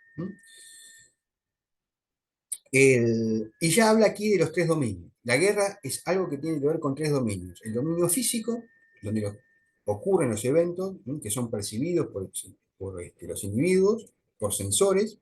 Un dominio informativo, que es la información captada desde el dominio físico, y un dominio cognitivo, donde se evalúa y se actúa en base a esas condiciones de los dominios anteriores. Acá tienen un esquema que reproduce la guerra en redes, la combinación de tres sistemas existentes. El sistema de una arquitectura de satélites de gran altitud, un sistema de infrarrojo espacial que envía información y los vehículos aéreos no transportados de la época, que serían nuestros drones hoy. Combinación de tres tecnologías subyacentes en un nuevo concepto de guerra. Bien. Vamos ahora a la que está más ligada a la concepción que veníamos hablando, desarrollando en las mentes de los urbanistas, la guerra cognitiva, los combates librados en las mentes de los urbanistas. Aquí directamente el campo de batalla es el cerebro. Se influye en las emociones, los motivos, los juicios y las acciones, e incluso controlando el cerebro del enemigo. El campo de batalla es el cerebro, la mente, a partir de la utilización de las ciencias cognitivas. Bueno, no se puede abrir acá. Ahí está. El campo de las ciencias cognitivas, ciencias de representación, tecnología, la lingüística, esta nueva combinación de ciencias aplicadas al arte de la guerra.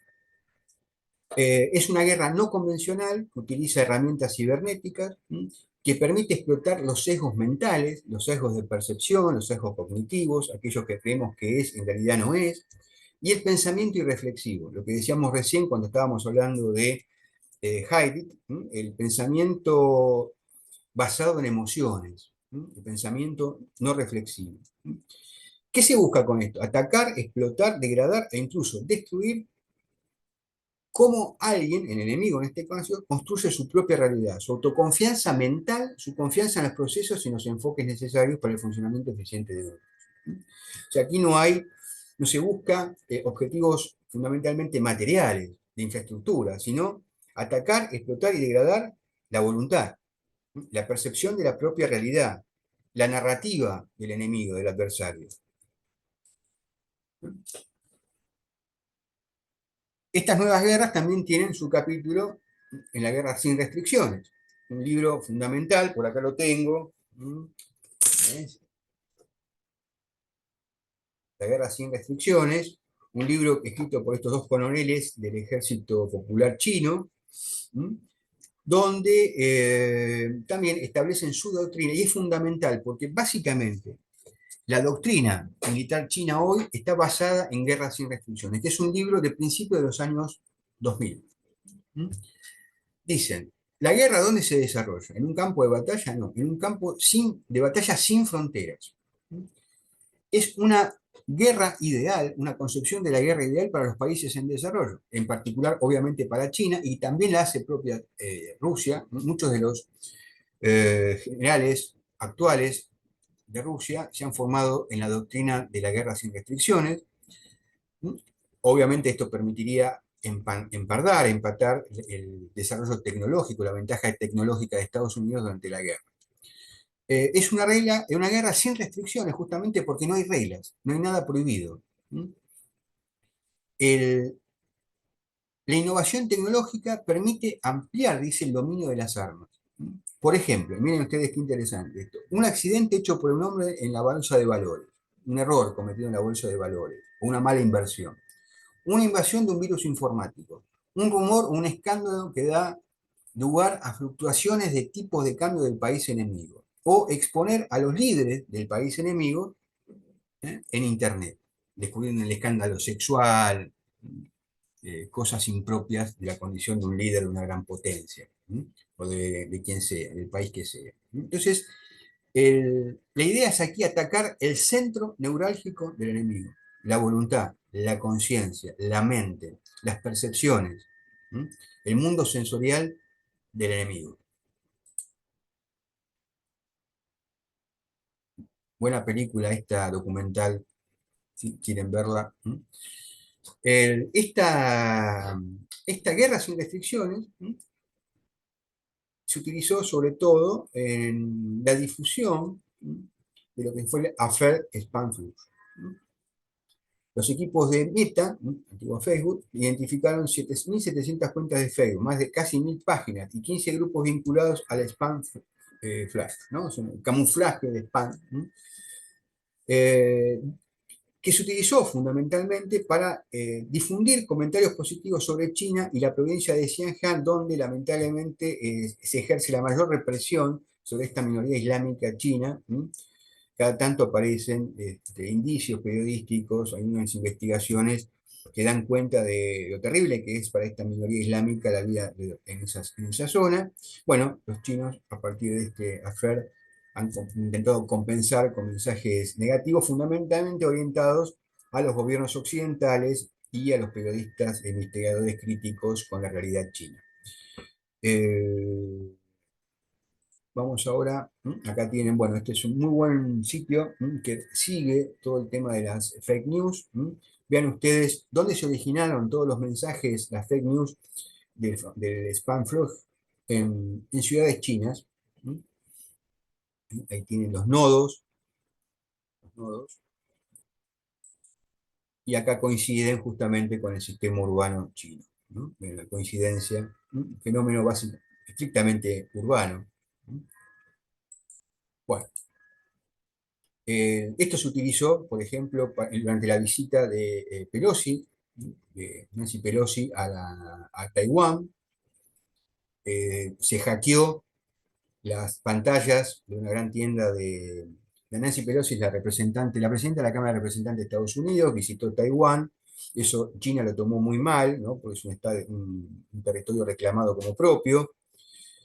Y la visita de Nancy Pelosi, bueno, implicó entonces este hackeo de las pantallas de estas grandes tiendas. Durante la visita, por ejemplo, acá lo ven, la cadena Citylink, que es una cadena de consumo muy importante en todo el planeta. Y apareció en esto, fuera de Taiwán, lo traduje, ¿no? Del chino, eso, una traducción que hice yo del mensaje chino, fuera de Taiwán visita Pelosi. Este es muy gracioso, ¿no? Decían vieja bruja Pelosi en los trenes de la ciudad de Caojing. Bueno, todo esto fue una gran operación cognitiva de Pekín sobre Taiwán. Acá se habla de guerra de información cognitiva a través de las redes sociales. Bien. la utilización de la guerra sin restricciones para un caso concreto, en el conflicto entre China y Taiwán. Acá también después, esto fue increíble. Acá, en el 20 de abril de 2022, le hicieron creer a los chinos de Taiwán que había una invasión china. Lo curioso es que estaba localizada en ciertas ciudades de Taiwán, en ciertos pueblos ribereños, y la gente huía despavorida pensando que los chinos continentales estaban invadiendo la isla, pero ni siquiera tuvieron la capacidad de reflexionar si realmente eso estaba ocurriendo, ¿no? Bueno, nos queda ya el de las fuerzas israelíes, el caso de las fuerzas de defensa israelí, que es muy interesante. Lo vamos a mencionar brevemente, pero después tengo un material, un artículo que escribí sobre un estudio que hice sobre esto. Aquí también, a partir del enfrentamiento que tuvo con Hezbollah y sobre todo con Hamas en la década del 2000, las fuerzas de seguridad, las fuerzas de defensa israelíes cambiaron su concepción de la guerra, y pasaron a un modelo que llaman indefinido, pragmático, fundamentado en la autonomía militar y en el arquetipo de ciudadano soldado. El empleo de métodos y medios híbridos con alta eficacia de Hezbollah llevó a que Israel elaborara una estrategia para compensarlo, basado justamente también en esos principios y medios híbridos, ¿no? Eso lo llevó a construir un centro de entrenamiento de combate urbano, ¿no?, en Casselmin, que es la réplica de un poblado, ¿no?, a escala 1 a 1 de un poblado palestino, ¿no?, donde se entrenan las tropas para hacer justamente combate urbano, las tropas de la Fuerza de Defensa israelí. Acá tienen el domo de hierro, producto de esa nueva concepción de la guerra, la configuración del sistema de armas, que básicamente lo que hace es disparar misiles para abatir los misiles, la lluvia de misiles que vienen del lado de Hamas, o de Hezbollah. El domo de hierro, aquí lo tienen.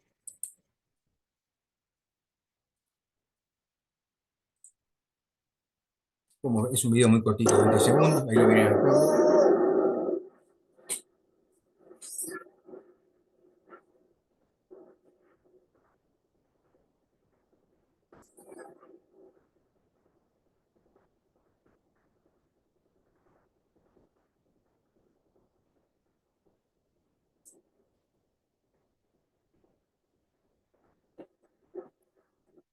Bien.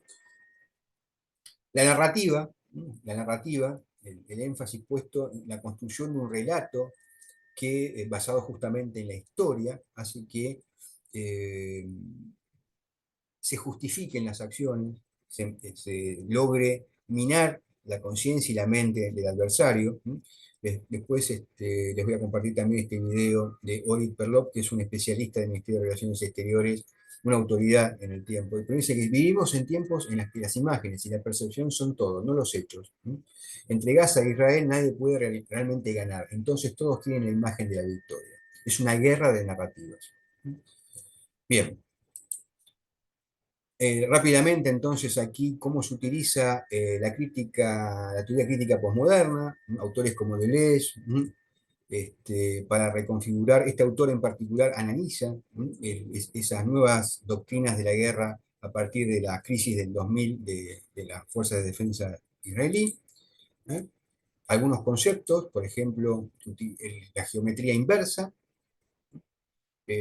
una reorganización de la sintaxis urbana, una forma de interpretar, de divagar por la ciudad, eso es la sintaxis urbana, utilizando microtácticas y teniendo en cuenta esto, ¿no?, los túneles sobre la superficie. Vean, esta imagen que está aquí no es casual, estos son túneles que se hacen no para evitar discurrir las tropas por las calles y las avenidas de los poblados, sino atravesando las casas. El factor contesta con el micrófono abierto, por favor. Gracias. El que es actualmente el comandante en jefe de las fuerzas de defensa israelí, Aviv Kojavi, que justamente en esos años estuvo a cargo del ataque a la ciudad de Nablus, donde se implementó por primera vez esta táctica de guerra basada en la geometría inversa.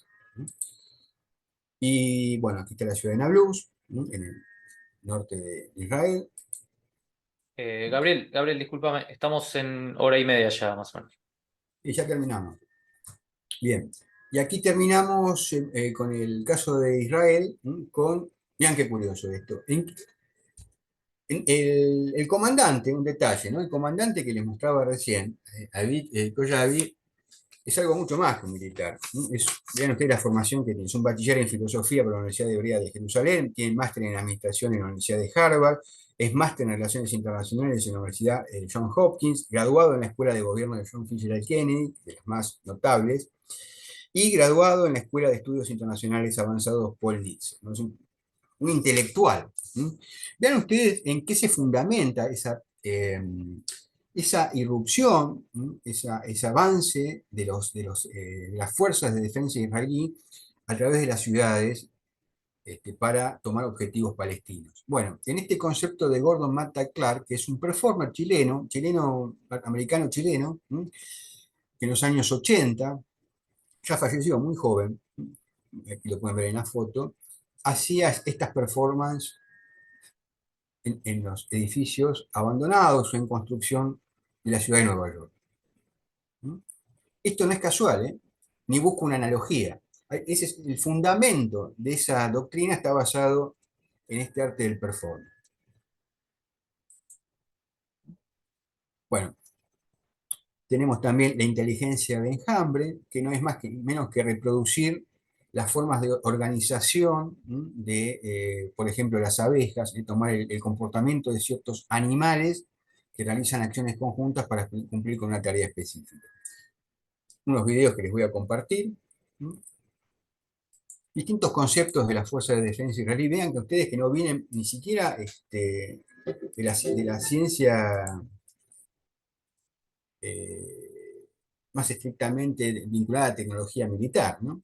Bueno, ¿y cómo se facilitó ese avance a través de las casas, ¿no? De las infraestructuras palestinas? Bueno, con este sistema que es el Saber-1000, que es una cámara que permite leer las casas, ver qué hay detrás de las paredes. ¿No? En este video en particular, dura unos 2 o 3 minutos, por eso no lo vamos a ver, pero se los dejo disponible a continuación. Se puede ver cómo esta es la última versión, la LR80.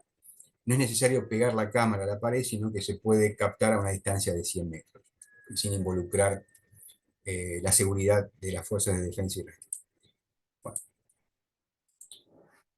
Bueno, bueno, aquí tienen la empresa, obviamente es una empresa de tecnología a la que cualquiera puede acceder, hay productos totalmente tecnología subyacente. ¿Eh?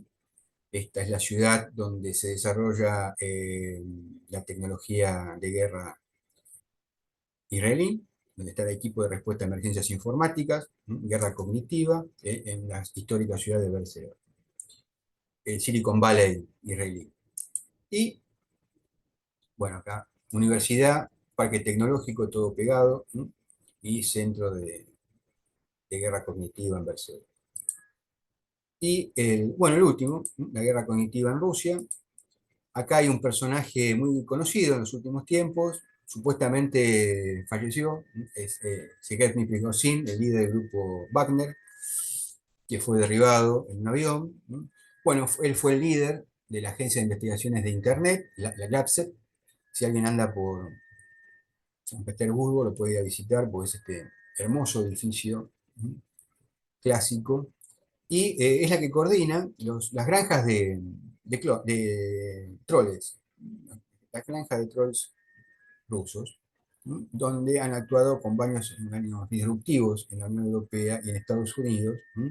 Fundamentalmente se acuerdan esto con la planta de químicos de Columbia hace unos años atrás, y también tuvo una participación muy activa en el proceso de secesión de Cataluña, sin que estos trolls coordinados de la GLAPSE fueron un objetivo de política exterior de Putin, porque de esta forma era un eslabón más en la cadena para desmembrar a la Unión Europea.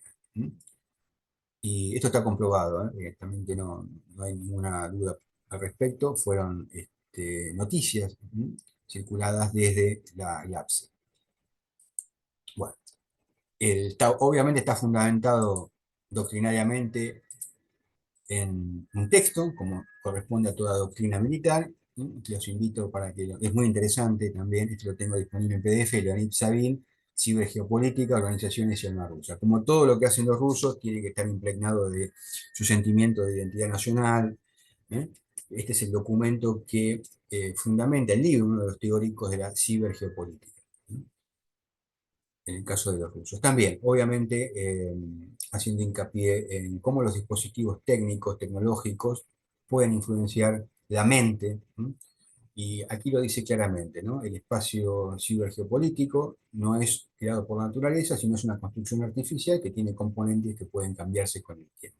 ¿Mm? Como les decía, en el caso ruso, bueno, la ubicación geográfica, la territorialidad, la identidad nacional siempre están presentes y es muy interesante para poder analizar justamente, y complementarias con la guerra sin restricciones en la que se formaron los rusos, ¿no? Que proviene de los chinos. Bueno, ahí está, ahí está. Y ya para terminar, algunas recomendaciones de cine y literatura. ¿No?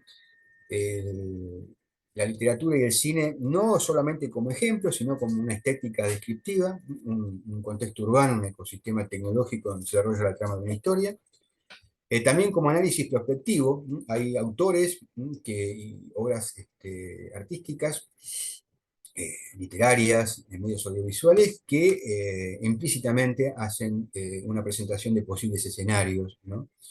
De los conflictos bélicos y de las tecnologías involucradas. Y también hay una propuesta, la literatura, el cine sirve como una propuesta programática.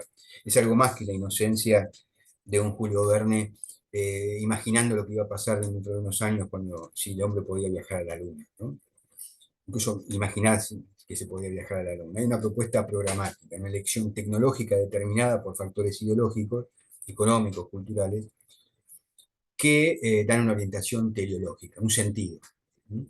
Entonces es mucho más que la inocencia de un momento de ocio y recreación, el cine y la literatura en estos casos. Recomendaciones, ¿eh? Para que la vuelvan a ver desde esta perspectiva, Juegos de Guerra, ¿sí? Ambientada justamente en el Comando Norteamericano de Defensa Espacial. Ese era el lugar físico donde se desarrollaba la escena de Juegos de Guerra.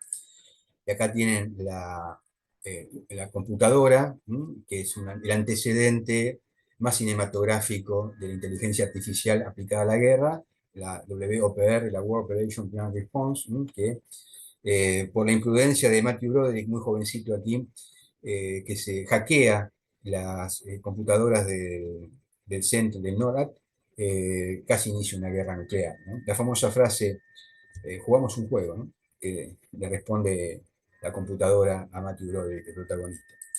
Después tenemos aquí bueno, toda la literatura de Michael Crichton, ¿sí? Sobre la nanotecnología, es el autor de Jurassic Park, pero en este texto, Empresa, anticipa buena parte de las aplicaciones de las nuevas armas militares nanotecnológicas. ¿Sí? Esta nota es de 2004 y parece que estuviera escribiendo para la prensa de hoy, ¿sí? Y con todas las aplicaciones de esta tecnología subyacente al ámbito militar. Y bueno, la más reciente, Bloodshot, una película con Van Diesel, que está basada justamente en un soldado muerto, renacido en base a la nanotecnología. Ahí tiene un trailer que también después lo van a ver, es muy ilustrativo acerca de cómo combina, ¿no? Los elementos del héroe americano, de Capitán América, de Wolverine y del Vengador, de Punisher. Bueno, y por último, la Espías en el Cielo, ¿sí? Esta película más reciente, muy buena, donde se triangula una operación en base a drones entre la base de la Fuerza Aérea de Creech, existe realmente esta base aérea en el desierto de Nevada, Londres y Nairobi. ¿Sí? Una combinación en la distancia y en el tiempo, ¿sí? Y donde se involucra tecnología de última generación y ataques con drones, ¿sí? Muy sofisticados.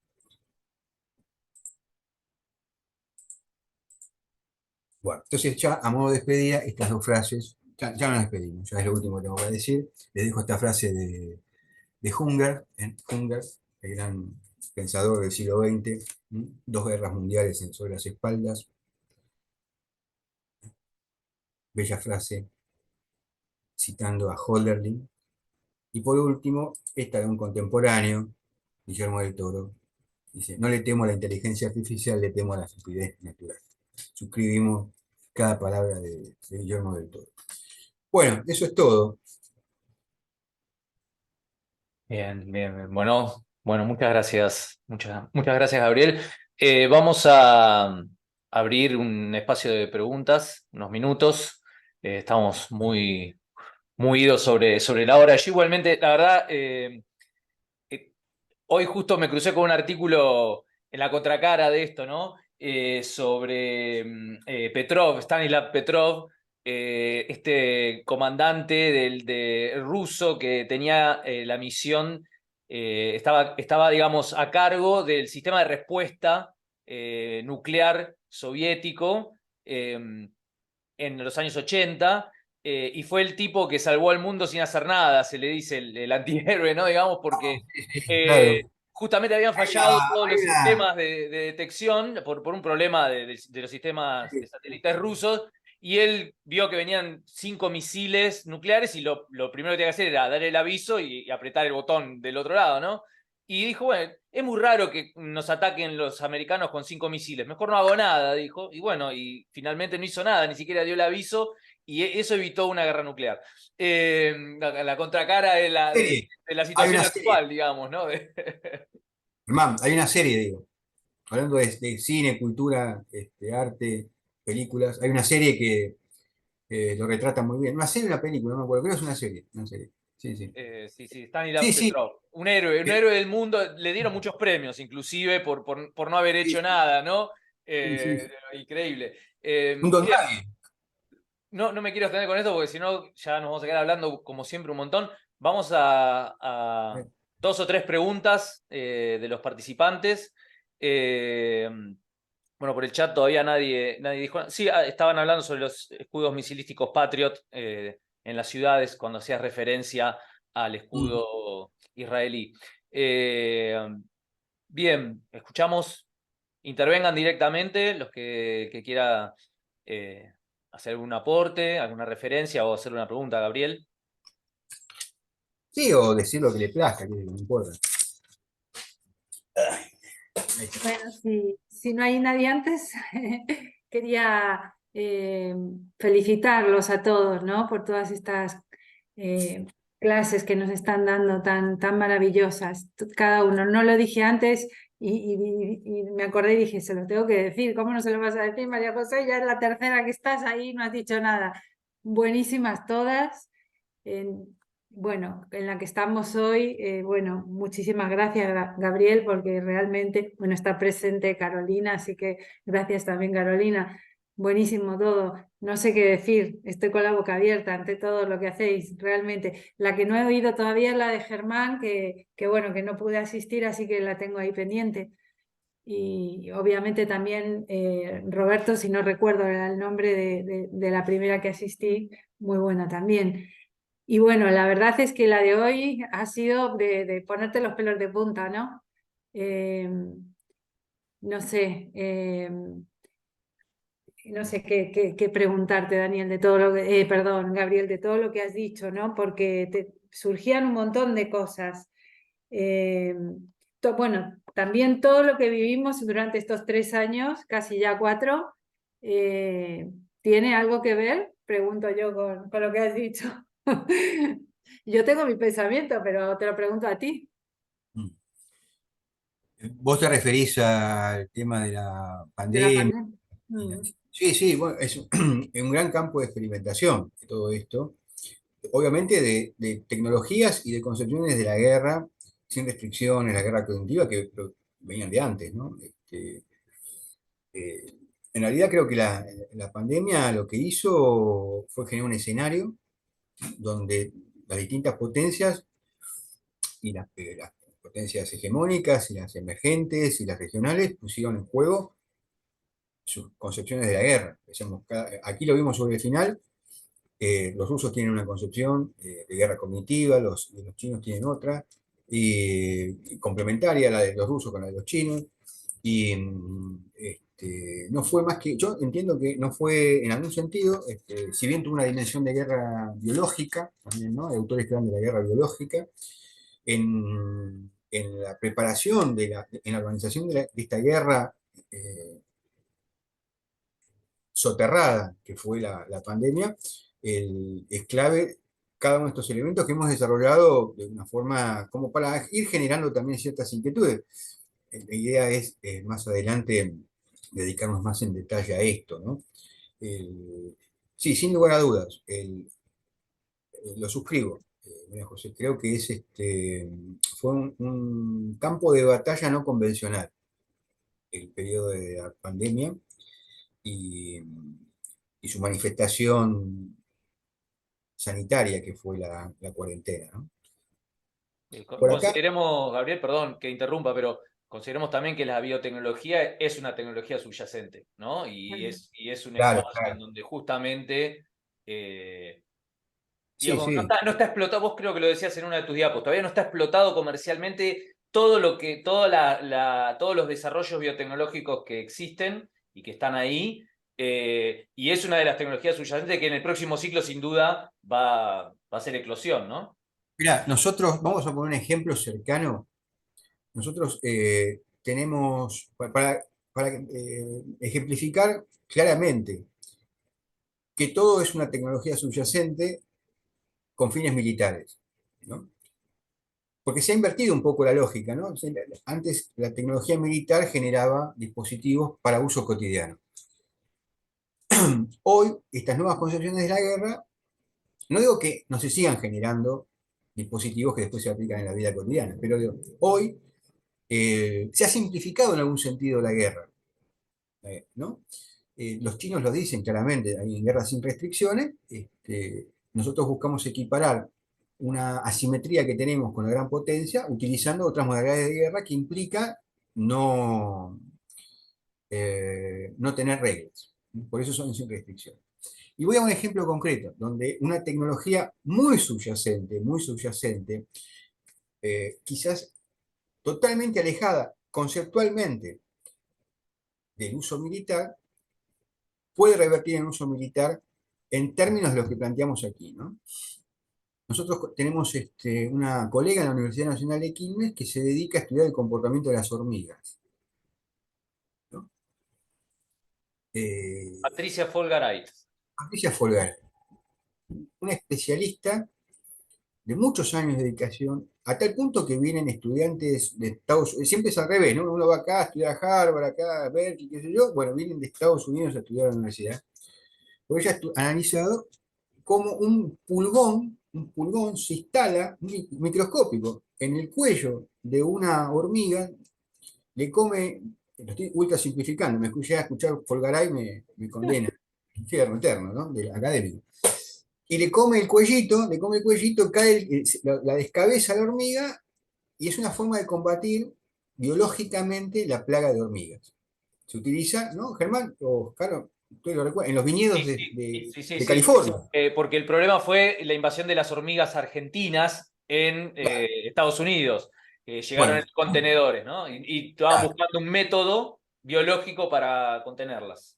Bueno, desde la guerra, desde la perspectiva, la doctrina de la guerra sin restricciones, eso es una tecnología militar, porque podría utilizarse o cambiarle la información genética al pulgón para que se haga amigo de la hormiga y destruir la economía de un país que está basada justamente en los cultivos que se va a devorar la hormiga. Ni hablar de la nanotecnología, pues se podría combinar con nanotecnología. Entonces, tener una hormiga asesina de viñedos, ¿no? Y amiga de los... Brutal. Yo lo pongo como un ejemplo muy cercano de una persona que nosotros admiramos como científica y una colega, ¿no? Eso es en términos de las doctrinas modernas de la guerra, es una doctrina, es una tecnología subyacente, ¿no? Y, y más se potencia la condición de tecnología subyacente en los ámbitos urbanos, por nuestra condición de urbanita, ¿no? Antes la guerra era una cosa que hacían dos especialistas, un general en París, el otro en Berlín, el alto mando. ¿Mm? Y hoy el que cuida un viñedo, volviendo al ejemplo, es un soldado. Sí, acompañando lo que dice Gabriel, en esta guerra de Ucrania, los civiles empezaron a fabricar armamento que empezó a utilizar el ejército regular, ¿no? O sea, los ciudadanos fabricaban estas bombas, no me acuerdo el nombre que tienen estas nuevas bombas que fabrican, y hasta empezaron a trabajar en serie, ¿no? Digamos, ya en producción para abastecer a las tropas ucranianas. O sea que sin duda está. Porque, de hecho, las cosas que estaban utilizando eran todas cosas regulares, no eran desarrollo armamentístico, Ujú. digamos, de diseño, ¿no? Era con las Exacto. cosas de la casa, básicamente. Y bueno, y parece que son efectivas las armas. Sí, acá Fernanda en el chat dice si las antenas 4G, 5G que proliferan cada vez más serían una tecnología subyacente que no se aplica. Sí, obviamente, claro. Sí, sí, sí, sí. Es un excelente ejemplo de tecnología subyacente. ¿Mm? Sí, sí. Miren, esto es la base de un libro que estoy escribiendo, eh, donde hice una apretada síntesis. Calculo que saldrá el año que viene. Y eso también, de algún modo nosotros, yo, Carolina, Germán, estamos sintetizando algunas ideas, cada uno en su módulo, de algo que va a ser un seminario más extenso el año que viene, y de un libro, ¿no? Les quería decir esto, ahora me olvidé, hablando de las tecnologías, esto, buscaba ejemplos, ¿no? El, el caso de la Primera Guerra Mundial. Desde el punto de vista de las tecnologías subyacentes y la aplicación en el ámbito militar, creo que es un muy buen ejemplo, mejor ejemplo que en la Segunda Guerra Mundial. Yo les ponía el caso de los taxis, ¿no? Les conté así a las apuradas, ¿no? Que subieron a toda una división de soldados franceses en taxi y los llevaron al frente de batalla, los cambiaron de posición, ¿no? Y eso fue lo que decidió la batalla del Marne, una de las grandes batallas de la Primera Guerra Mundial. Pienso, en las actuales condiciones de la guerra cognitiva, guerra urbana, sin restricciones, ¿no? En la guerra como la planteó Israel a partir de su nueva doctrina. Digo, los, las personas que hacen delivery con aplicaciones, ¿no pueden ser pensados también como una tecnología subyacente? De hecho, y sin ánimo de polemizar, no vamos a más detalles, hay algunos países que hacen represión policial en manifestaciones utilizando a paramilitares que durante el resto del día hacen delivery en aplicaciones. Digamos, el uso militar es guerra urbana, ¿no? En ese caso es una guerra urbana, guerra civil urbana, ¿no? Un Uber es tecnología subyacente. Un Uber o lo que sea, ¿no? Hasta un Cabify podría ser también, ¿no? Que Y, transporta dentro de la ciudad, ¿no? O y no, sea, y no son objetivos militares habitual, o sea que uno podría utilizar esa red para aprovisionar tropa, para hacer cualquier cosa, sin que sea vista como tal, ¿no? Digamos, utilizando algo que ya existe. sí, no, la red en sí, la red tecnológica, la red, y lo material que es el automóvil, ¿no? O la Claro, moto, las dos exacto. dimensiones. Así Bien, que, María José, no sé, ahí, bueno, y otra, hay una pregunta ahí, la de Fernanda, que es una amiga de la diplomatura, una compañera también, no sé si te la... cerramos Sí, con esto, Gaby, ¿eh? Cerramos con sí, esto. sí, sí, sí, dale, dale. Bueno, ¿Cerramos? cerramos entonces, no sé Cerramos si alguna entonces. Sí, sí, sí, sí, más. ya estamos súper Dale. excedidos Bueno, del no, tiempo. decir lo siguiente, que bueno, les agradecemos a todos la presencia aquí en el seminario, estos cuatro módulos que hemos desarrollado durante septiembre. Como siempre, les vamos a hacer llegar este video con información, los videos el video de la clase, con todos los videos que no vimos en la presentación, bibliografía, si alguien quiere algo más adicional, se lo pueden pedir por correo o por el grupo de WhatsApp. Y bueno, a quien lo solicite le vamos a hacer extensivo un certificado de participación. Y bueno, quedamos en contacto. Les sugiero que se mantengan en el grupo de WhatsApp del seminario porque además de la información más urgente, más inmediata, le vamos a ir comunicando de cosas que vamos a hacer en el futuro y de cualquier actividad que hagamos vinculadas con estos temas en particular. Así que bueno, les agradecemos mucho.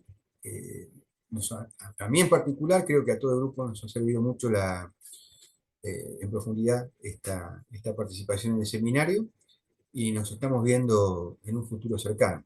Bueno, muchas gracias a todos. Bueno, Muchísimas gracias. gracias. Gracias a Genial todo. todos.